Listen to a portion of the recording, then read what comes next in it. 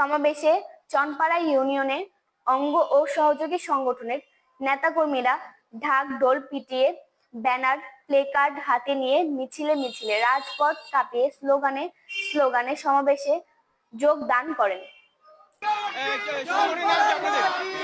আমরা জিয়া শিশু কিশোর সংগঠন মোস্তাফিজুর রহমান দীপু ভাইয়ের আন্ডারে আমরা হাজারো লোক নেতাকর্মী এই জায়গায় উপস্থিত।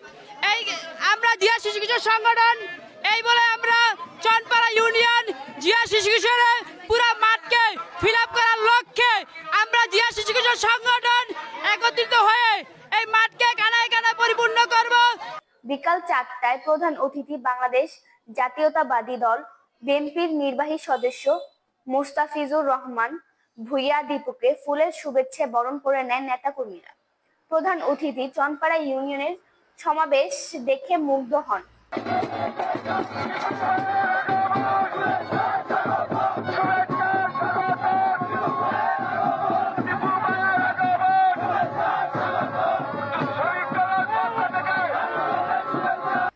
চনপাড়াবাসীর দীর্ঘদিনের দাবি পূরণে বিএনপির ক্ষমতায় আসলে চনপাড়া স্থায়ীকরণ ও চনপাড়ায় বৈধ গ্যাস সংযোগ মাদক মুক্ত চনপাড়া গড়ার অঙ্গীকার করেন তিনি বলেন তারেক রহমানের 31 দফা বাস্তবায়নের মাধ্যমে চনপাড়া ইউনিয়ন জনগণের অধিকার সুরক্ষা ও জীবন মান উন্নয়নে অগ্রণী ভূমিকা পালন করবে।